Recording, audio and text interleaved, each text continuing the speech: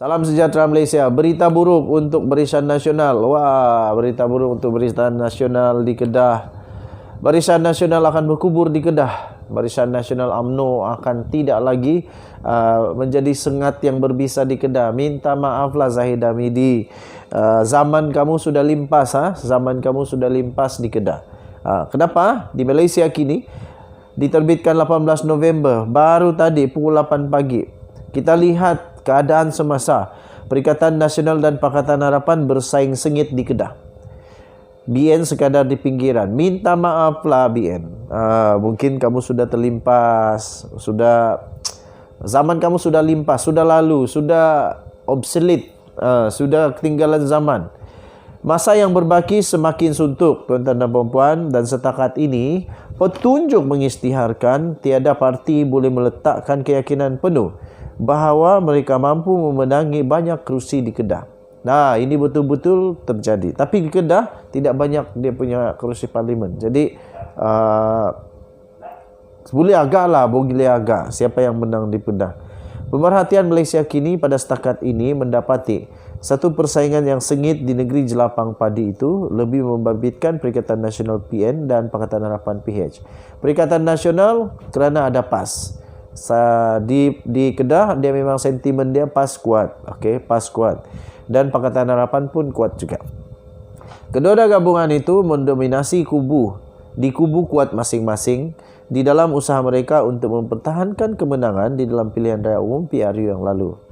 Melalui pemerhatian didapati sokongan terhadap Perikatan Nasional menunjukkan mereka berpeluang untuk mempertahankan kerusi Parlimen Sikh dan Jerai. Manakala Pakatan Harapan dijangka akan mempertahankan Alor, Kuala Kedah, Merbuk, Sungai Petani, Pokok Senah, Kulim, Bandar Baru.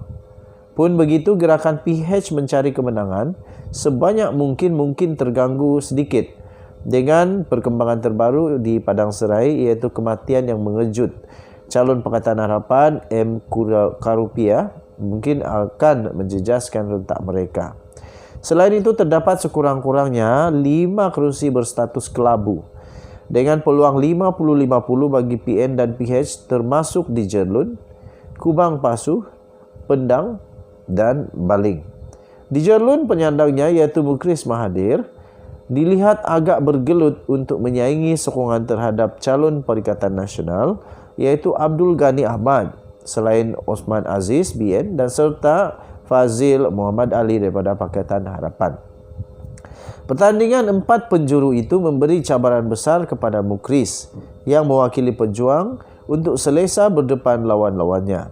Selain itu, bekas Perdana Menteri Dr. Mahathir Mohamad pula dijangka masih mampu untuk mempertahankan kerusi Parlimen Langkawi, dan saingan terdekatnya setakat ini adalah daripada calon BN Amir Shah Siraj. Wah, kalau Dr. Mahathir mempertahankan lagi ini Langkawi 97 tambah 5 pada 102 tahun. 102 tahun masihkah Mahathir dapat buat kerja nanti? Pada 100 tahun dia confirm dia akan sampai 100 tahun menjadi ahli parlimen di Langkawi. Jadi itu agak merunsingkanlah kesihatan dia. Tinjauan Malaysia kini sebelum ini mendapati sentimen Mahathir sebagai tokoh yang banyak berjasa kepada Pulau Legenda Masuri itu masih menebal. Bagi Parlimen Kubang Pasu juga menjadi kerusi tumpuan walaupun penyandangnya Amiruddin Hamzah menang dengan majoriti besar pada PRU yang lalu itu, PRU 14. Setiausaha Agung Pejuang itu mendapat tentangan hebat daripada calon BN Hasmuni Hasan yang juga berpotensi untuk menawan kembali kubu kuat BN itu. Justru kerusi untuk Kubang Pasu boleh dianggap sebagai salah satu harapan kepada Barisan Nasional untuk meraih kemenangan kali ini. Wah, kesiannya satu sejarah takkan Kubang Pasu je. Pada masa yang sama, BN kelihatan sukar untuk bangkit daripada kekalahan besar pada PRU apabila sokongan kepada parti-parti lawan mereka menunjukkan peningkatan. Oleh kerana itu, didapati BN sekarang ini sedang bergelut untuk mengekalkan Oleh itu didapati BN sedang bergelut untuk sekurang-kurangnya mengekalkan kemenangan di dua kerusi yang disandang mereka, iaitu di Baling dan Padang Terap. Bagaimanapun, pertandingan lebih 3 penjuru menjadikannya sukar menjangka hasil akhir pada Sabtu ini. Okey, lebih-lebih lagi untuk menembak kecenderungan pengundi muda yang akan memangkah kertas undi buat pertama kali. Di kawasan Padang Terap pula, UMNO mempertaruhkan. Wow, ini Padang Terap memang dia pertaruhkan naib presiden mereka sendiri, iaitu Mahathir Khalid. Kalau di Padang Terap Mahathir Khalid kalah, habislah. Di atas kertas, dia kelihatan tidak menerima tekanan berat daripada calon-calon parti-parti lawan. Di atas kertas memang Mahathir Khalid nampak boleh menang. Tapi kita tengok nantilah.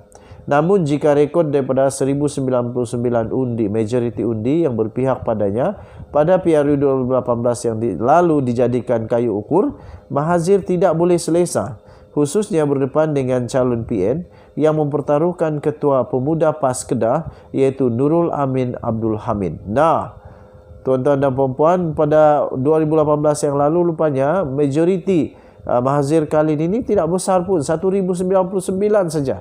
Tidak pun sampai 1100 majoriti. Jadi kali ini dia akan ditentang oleh Ketua Pemuda PAS Kedah.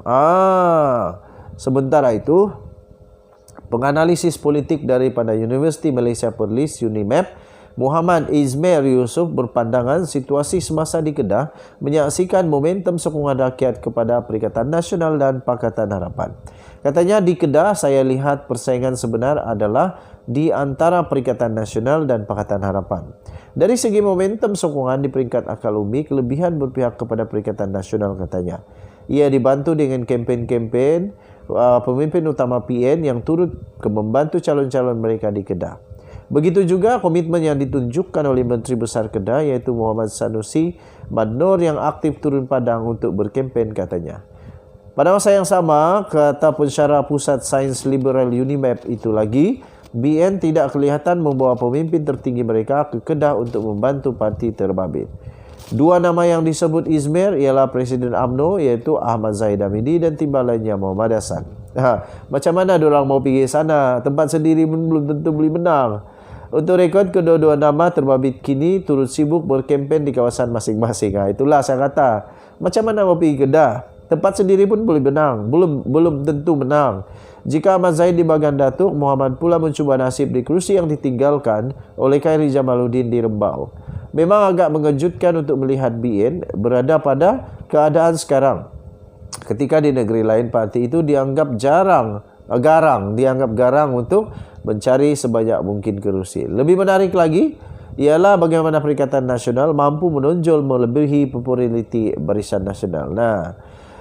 Dari satu sisi ia menunjukkan pencaturan parti komponen Perikatan Nasional dalam PRU kali ini agak menjadi di Kedah.